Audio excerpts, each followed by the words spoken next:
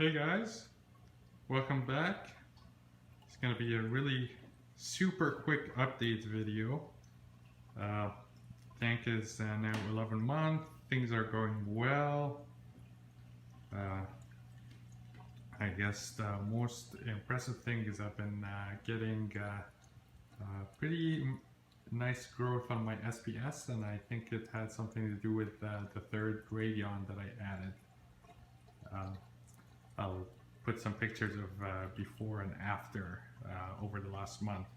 When I added the third gradient, I had actually cranked all the lights a little bit down, so the original radions were running at around 71%.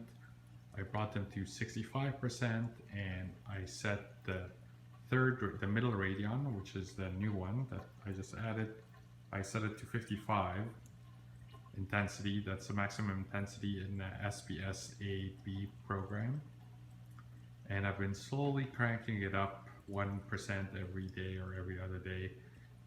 Right now, all three are at the same percentage, which is 65. So the plan is to bring them back. But despite the low intensity, and I cranked the original radians down, I'm noticing some nice improvement in color and some really impressive growth on the SPS. So I think the extra light coverage is helping. Everything else is looking good. Cyano is, I still have a little bit of red hair cyano, but it's not increasing, so that's good. The green hair algae, I'm still noticing some little patches here and there, but it's mostly contained a few bits of live rock, so I'm not going to worry too much about it. I did add my GFO back online. I'll show you in a little bit. I also added tuxedo urchin right here. Very pretty little guy. He's been cruising the rocks. And I also added an algae blenny. Here is the algae blenny that I added. He also goes around and munches on the live rock most of the day. Okay, for the sump, the only really big change is I put my Fosband reactor online, and right now it's running my carbon, my CCAM carbon, and also a couple of teaspoons of GFO. I didn't want to put a lot of GFO too quickly. So one thing that changed is the plumbing of the Refugium and the Fosband reactor. Before, water would come from the return, go into the Fosband, and then into the Refugium. But I decided that that was a bad idea because I have shado in my Refugium, and I want the shado to eat some of the phosphorus and the nitrates.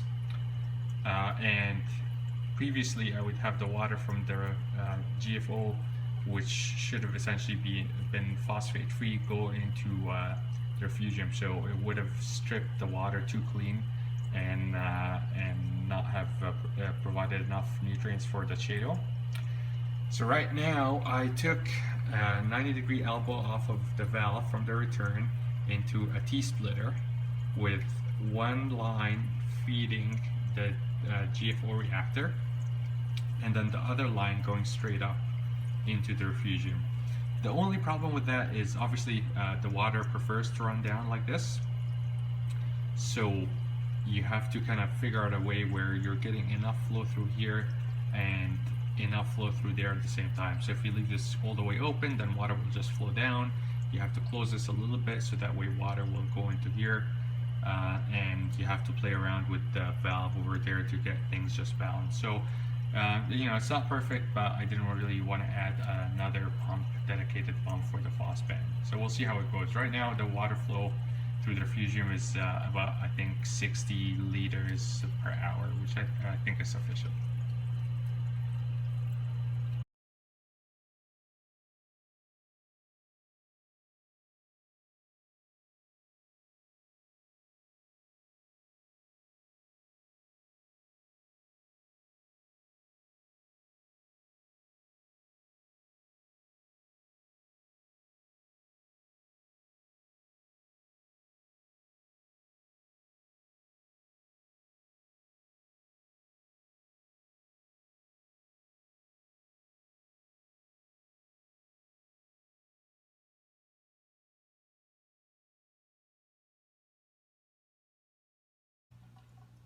Okay guys, thanks so much for watching. I'll do a longer video next month at the tank's 1 year anniversary.